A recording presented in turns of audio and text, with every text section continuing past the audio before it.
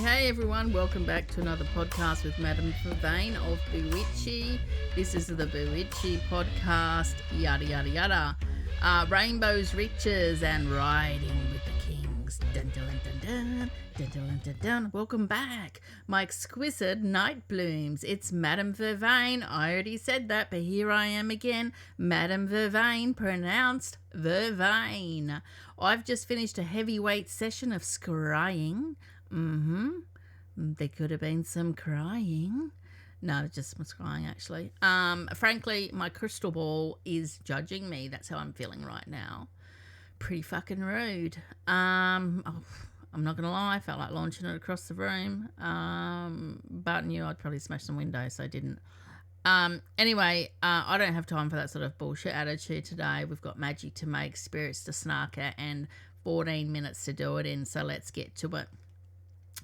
The cunning corner.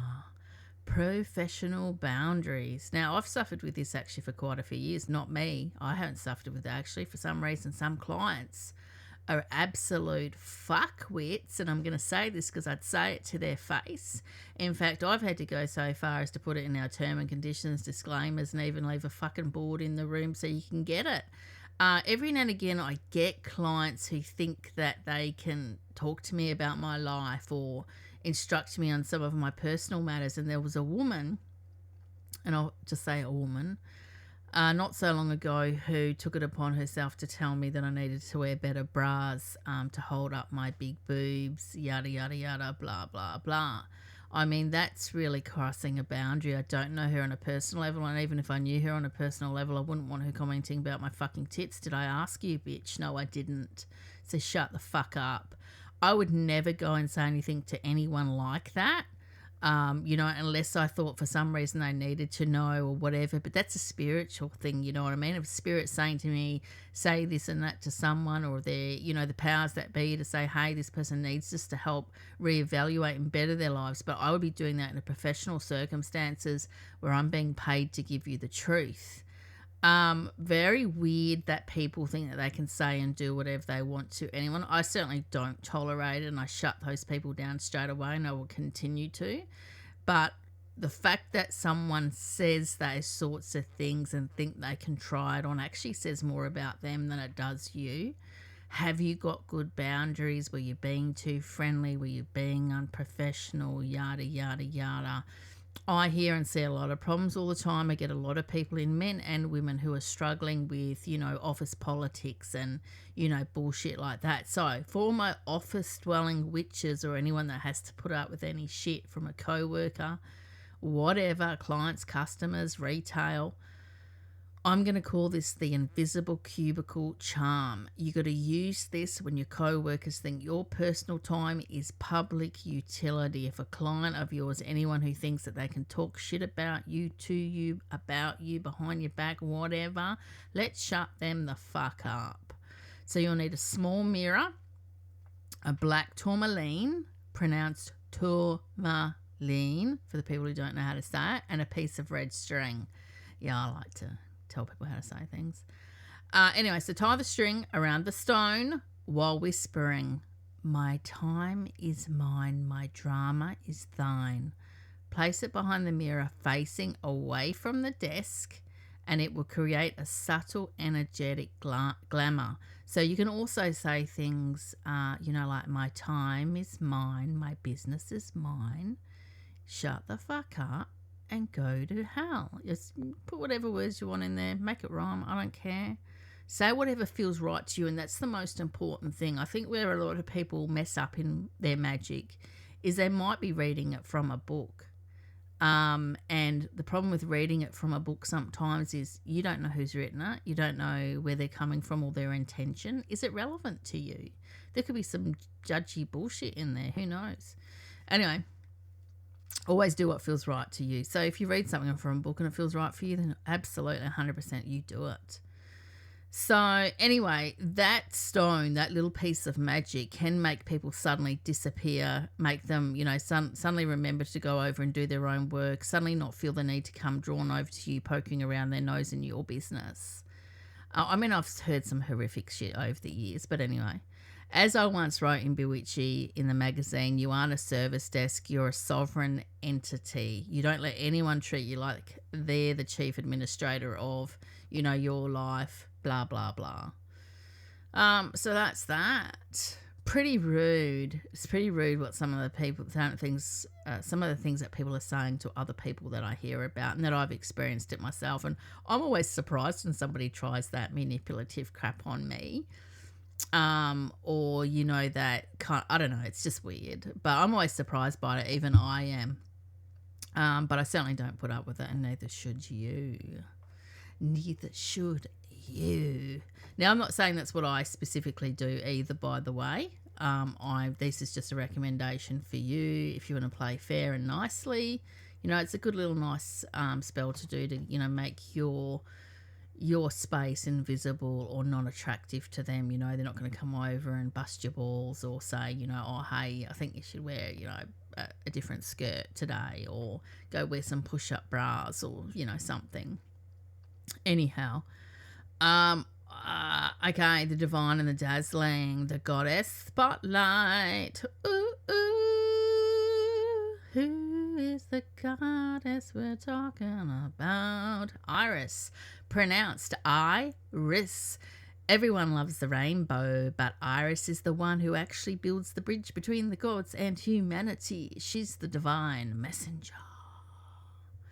Anyway, she doesn't just deliver mail. She travels to the underworld to fetch water from the Styx. That's Styx. She's the original gig worker of... forgotten. Starts with P. Anyway, doesn't matter. She's a messenger for Zeus and for Hera. Again, that can be announced a couple of different ways. It's essentially being the mediator for the world's most toxic marriage. So if you feel unheard, light a multicoloured candle, or even a purple one I find does actually work, is quite good. Or white is always a go-to if you don't have any colours. And light it for Iris, speak to her. She knows how to get a message through, even if the recipient is acting like a total knob jockey. So, you could write down on the candle or on a piece of paper, appeal to her, reach out to her, give her an offering. Usually the candle could essentially be enough. And tell her what message you're trying to get through to someone. See if they pick up what you're putting down. Those are a good test of the waters too, by the way, to see if your magic is working. Dun, dun, dun, dun. Segment number 3, crystal clarity. The Citrine scandal. Yes, that can be pronounced a few different ways too, but I say Citrine. Anyway, moving on to the Citrine darlings, we need to have a little talk about it. So, it's kind of a little bit underrated, I find. It looks like a bit of burnt toast to some people, or depending on, whether it's polished and all that sort of stuff. Heat-treated amethyst, pronounced amethyst.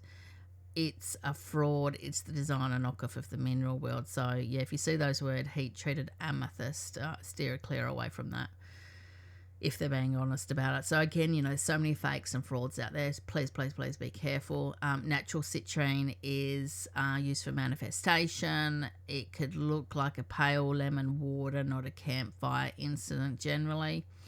If you have fake stuff, don't throw it out. It's still pretty, but... just use it as an ornament or re-gift it if you really hate it. Don't expect it to bring you millions, though. Real citrine doesn't, like the fake stuff, that's going to bring you shit. It's just going to go, oh, look at that pretty stone. And you're like, oh, yeah, it's fake. Overpaid for that piece of shit. And then you fucking throw it. And, yeah, that's what I'll do. Anyway, real citrine doesn't hold negativity. It makes it the only thing in my house that doesn't need a weekly emotional detox. Sorry, I forgot where I was going with that. It's been one hell of a week, actually. Very, very busy at the shop. Really busy with clients, playing catch up. Email readings. We do email readings too, by the way, guys. A lot of people don't seem to know that. Anyway, look, give it a wipe regularly. You can keep it in your wallet. You can keep it on your person. Stop buying burnt rocks from those shady internet vendors, though. Okay, so Yeah, it's usually, I guess a little lemony sort of yellow colour.